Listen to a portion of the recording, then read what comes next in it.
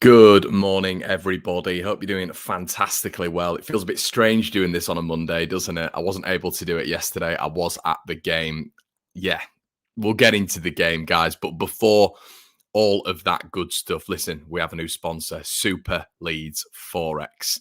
Make sure you go check those guys out. They're absolutely unbelievable at what they do. As I said, they've really helped me over the past sort of 3 to 4 months. If you ever wanted to make money every day from the Forex market, but you didn't know where to start, this is the ideal solution. Go visit our sponsors at superleadsforex.com and see for yourself how you could start making a 20 to 30% return on your money every month, guys, and on 100% hands-free autopilot with your very own Forex trading robot. And guess what? There's no previous trading experience needed, and literally anyone can do it. If I can do it, you can do it. You can test drive this cash cranking system for yourself on your own PC, laptop, free of charge for 30 days because you've come to One Leeds for it. So you've got absolutely nothing to lose. You can get all this exciting info right now at superleadsforex.com. So go check it out, guys. Link will be in the description. So there you go. Honestly, it's definitely worth it. So here we go. The review of the game. I'm a bit annoyed, guys. I'll be honest with you. I put it out on Twitter, and I think there's a general vibe that everybody else is pretty annoyed with it as well. I see it as 2 points lost, and I think a lot of the blame has to go on Marcelo Bielsa. That's not me turning around and saying I've lost faith in Bielsa. Bielsa we trust, all this sort of stuff, which seems to be the rebuttal for everybody who questions some Marcelo Bielsa decisions. I think we've seen a lot of it with Bielsa this year in terms of him overthinking things. We've seen it with Pep Guardiola as well over the past couple of years with his Manchester City side. We saw it famously in the Champions League final where he elected to play a false 9 and the City fans couldn't believe it. And a lot of blame went at his door for his team selection there. And there's been a lot of people who've turned around and said he overthinks occasions. And I think this season we've definitely seen Bielsa try and sort of tamper with things to maybe be reactive to the opposition's lineup instead of just being proactive with his. So I think yesterday was a big indicator of that, and we'll get into it, of course. But the first half, I thought Leeds were good. We took control. Once again, not really doing anything in terms of creativity, which I really struggle with. I want to shout out Tyler Roberts, who I thought was really, really good yesterday. Really, really good, was impressive, was the only player, in my opinion, who was forcing the action, really, for Leeds United in terms of going forward and creating something. I think he had 5 shots yesterday, 3 on target, the most in the entire game, including Brentford as well. I think Sergi Canos was second altogether on 5, who also had a really good game. But the amount of dribbles as well, he had an 85% dribble success rate. He attempted 7. So he was really trying to get Leeds forward. And I thought Tyler had a good game. And it was a really good finish as well. Timed his run perfectly. Did that really well. And what I actually enjoyed about that goal as well, it was a low whip cross in and behind the defence, not just a completely ridiculous looped ball into the box, expecting Tyler Roberts or Daniel James to be able to compete with Ethan Pinnock, Charlie Good, and Pontus Jansson, which we saw a lot of yesterday. It was a whip ball in, and we don't see that enough with Leeds. If we are going to cross the balls into the box, let's be a bit clever with it. Let's try whip it around the defenders' feet so they're not able to, sort the feet out, and we can maybe get our nippy forwards to just get in between the defenders there, which we don't do enough of. And that would make more sense against the likes of Brighton, against the likes of West Ham, against the likes of Wolves, against the likes of, the Brentford side we played yesterday. We've got giant centre-backs. We don't see that enough. It's just loop balls into the box, which I think we saw a lot of yesterday, but fair play. Great ball in from Rafinha, and Robert scored. And as I said, he had a great effort. Not long after, was tipped over by Fernandes. And I thought we were in control. I didn't look at Brentford and think we're in trouble here. The massive, massive caveat, the king of caveats, Connor back again, is they didn't have Ivan Toney. Now, I heard that news at the start. I think Ivan Toney has COVID and full recovery to him, hopefully very, very soon and quickly. But I saw that and I thought, that is fantastic. Quick shout out to Seb, who I saw at the ground yesterday, who, me and Seb were talking tactics at halftime and before the game.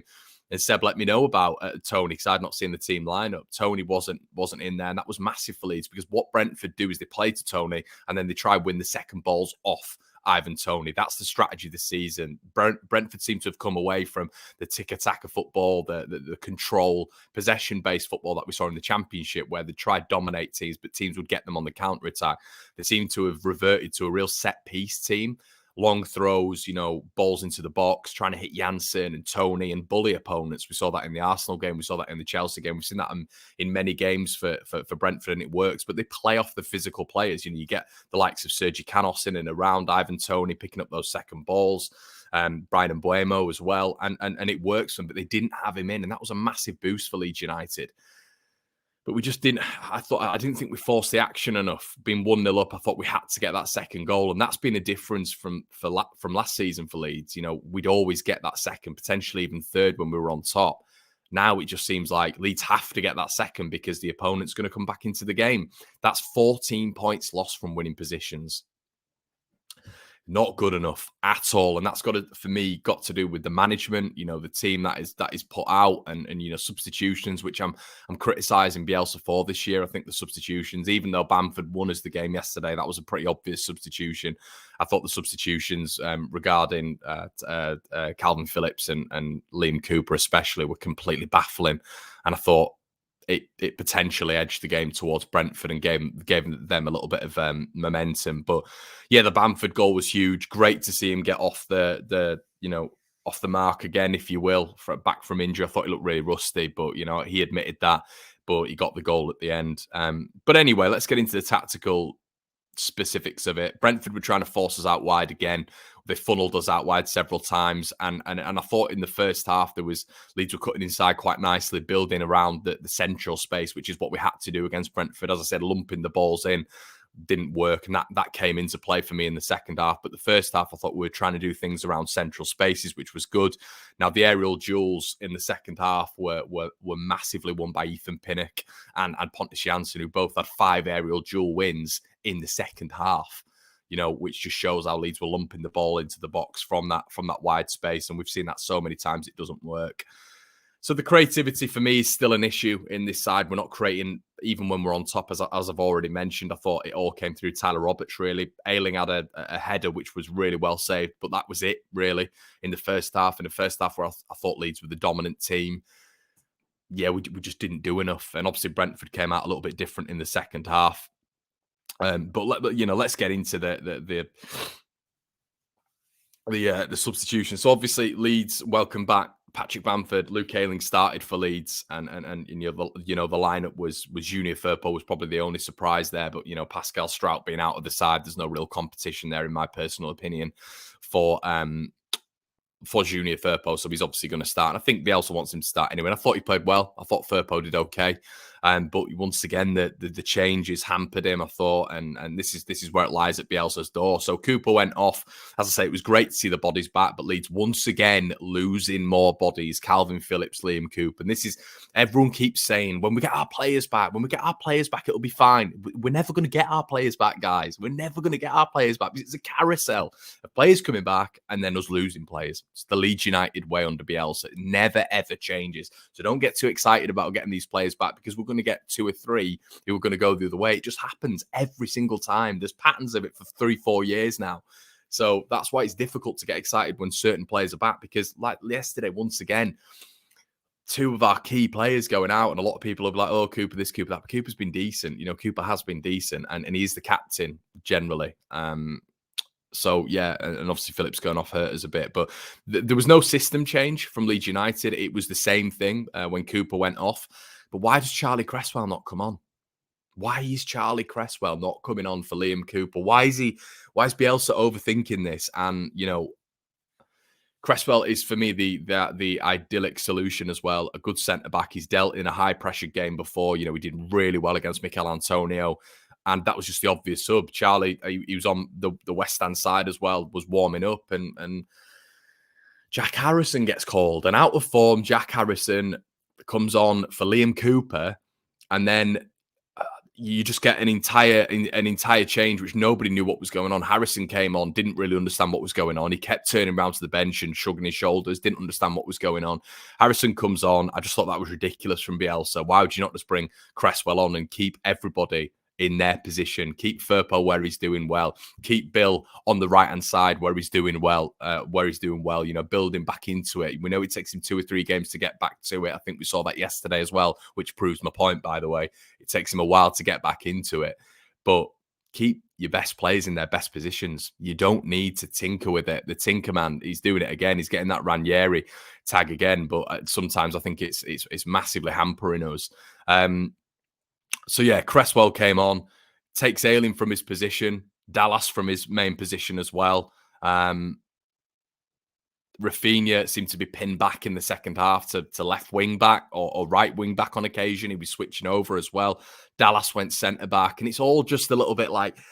I mean, this was also influenced as well by Calvin Phillips coming off the pitch, but it seemed baffling. It seemed absolutely baffling. Nobody understood what was going on in the stands as well. And Daniel, he just would not take Daniel James off. And you feel like if he took Daniel James off, if he brought Cresswell on, it would just simplify everything. It would simplify everything in the long run with regards to Cooper and Phillips coming off. But he didn't. He had 3 wingers on the pitch at one point, and that never works. That will never work in a Leeds system. And it all seemed to go to pot. Especially when Calvin went off the pitch and nobody knew what was going on. And you've got to look at the players at those points as well, because the bottle's got to be there. You've got to manage yourself on the pitch as well. But I completely understand that the players were just confused, just completely confused, in my opinion, in terms of what was going on, who was supposed to be playing there, the system. They just look, completely baffled. It looked zonal as well for parts of it, because their 2 goals, there was no man marking going on. Absolutely no man marking going on. And Baptiste on the edge of the box, there was no one within 5 yards of him. Tyler Roberts wasn't supposed to be marking Baptiste. That wasn't his man. So who was on Baptiste? Just on the edge of the box. Dallas has to make that tackle right in the corner. He has to make that tackle. Falls over. Bill's drawn over. Then he had to make it, because then you've got 2 players on 1 in a man marking system. So you've evidently got 1 other offensive player who's free in that box. And whoever that was, I don't know. Canos did well, hooked it back, and then Baptiste was there. But it was just, as I said,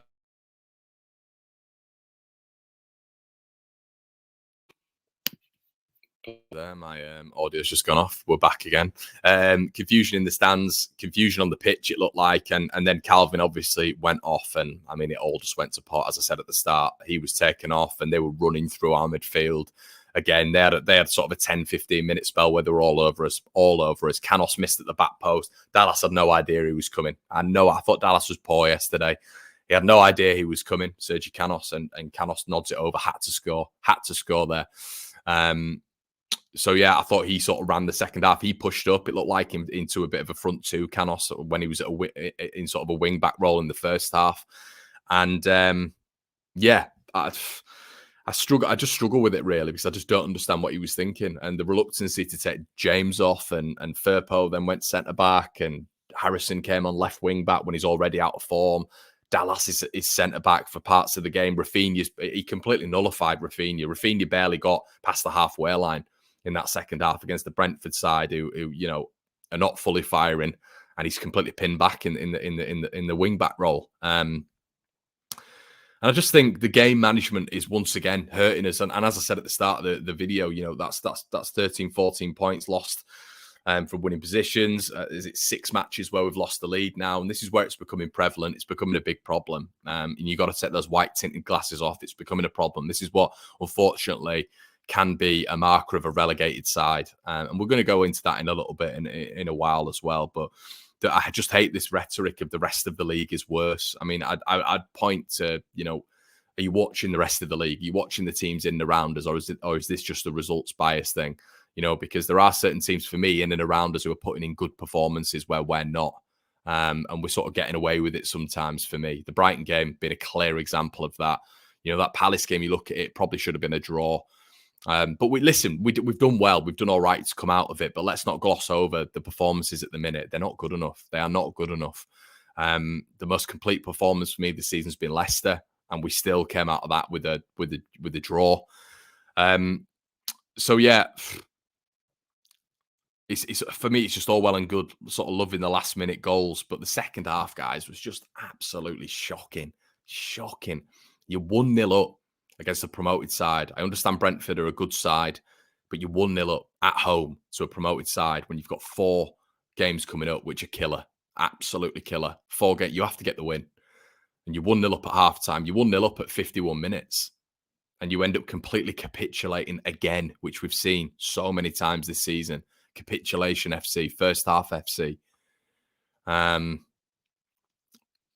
I just think that could have been manipulated a little bit better by Bielsa. And the players on the pitch have to, take it as well. Great fitness, okay, limbs at the end, but I want more than that. I wanted 3 points yesterday. 7 points in 9 would have been brilliant out of those fixtures. 5 points in 9 still leaves me with a little bit of doubt. And we're looking at the other teams. We are looking at the other teams right now. But yeah, I just think, Bielsa sort of stopping Rafinha. Rafinha got 2 assists yesterday, but for me, he was pretty anonymous throughout the game, especially that second half. But that was where he was put as well, positionally for me.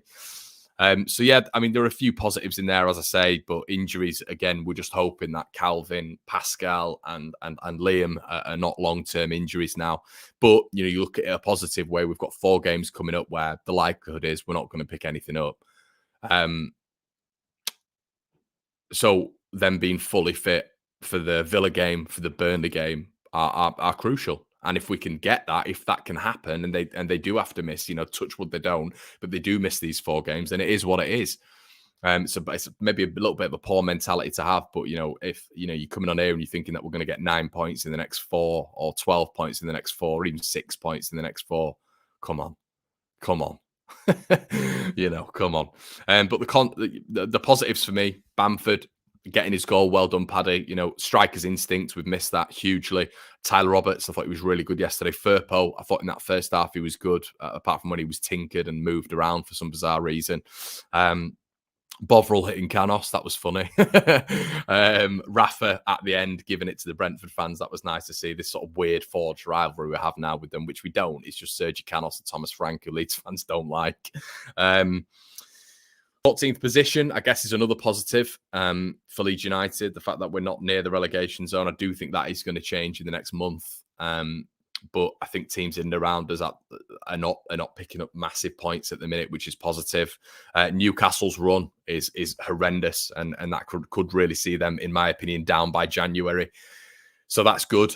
Norwich don't have an easy run either, but Watford and Burnley for me have some good fixtures coming up. So that's the thing, isn't it? We can only do what we need to do, but I would have been really, really happy with us getting a win yesterday, and then we just focus on ourselves. But unfortunately for me, with us getting a draw yesterday, we have to look at teams in and around us. We have to look at teams in and around us now, because Leeds are realistically probably not going to get any points out of this next 4. Maybe Arsenal at home, we could get a point, but that's going to be it. It's especially with the performances at the minute. They're just, if you're putting a first half performance up against one of these teams and doing all right, fair enough. But you've got to sustain some of these performances for 90 minutes. Just doing it for a first half just isn't good enough. It's not going to get you points, and you've seen that. Well, Leeds are getting punished. We're getting punished all the time. So a little bit of context as well. This half of the season for me it just hasn't been good enough. And there's a lot of people saying, "Oh, yeah, but we're 12th this time last season." Well, yeah, but we won 5 games, and every game we won.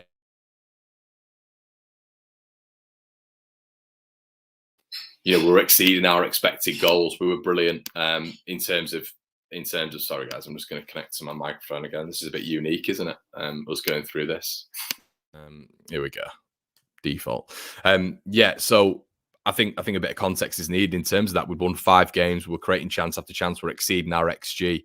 We had away wins in there. We've not won a single away game this year, and we've had the opportunity. Sorry, we have, haven't we? that's nuts. Yeah, we have against Norwich. We have won the away game this year, but we had. I think we'd beaten a fair few away from that. Yeah, we'd beaten Newcastle at this point. We'd beaten Villa away by this point as well. So we had more away wins and just general wins as well. So yeah, the games we lost, I thought as well last year, we were unlucky. And there's a chat as well. If we'd have won yesterday, we'd have been 11th. But the likelihood is in our next 4, guys, we don't pick up points, as I keep saying, which means that Leeds end the year on 16 points. You double that, 32 over a full season. That's relegated. 32 points is relegated.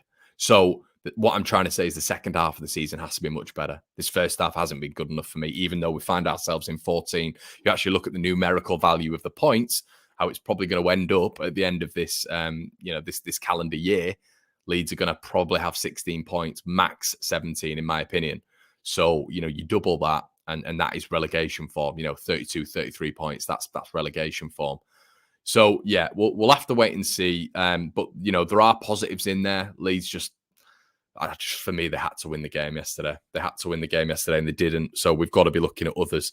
Now, the 49ers takeover as well. That's news from Phil Hay this morning, which essentially is within 2 years, the 49ers could buy Leeds United. It's almost like a loan, like an obligation to buy.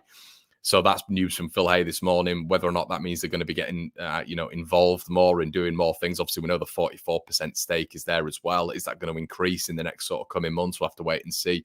But it's well worth keeping an eye on that. But yeah, guys, I hope you've enjoyed the video. Make sure, as always, you check out our sponsors. We might not win every week, Leeds United, but you could be winning every week and be making money too with your very own Forex trading robot.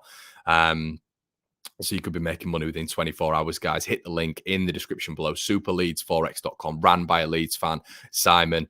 And yeah, 30-day free trial. So make sure you check that out. But I would like to put a disclaimer in. There is always a chance of, there's always a risk with investing money as well. So bear that in mind as well. It is your money. But yeah, you could be making a real impact in the next couple of months by investing with these guys. Check them out, superleadsforex.com. Make sure you check them out, guys. I hope you enjoyed the review, guys. We should be back with the debrief later on. I'll see you in a bit.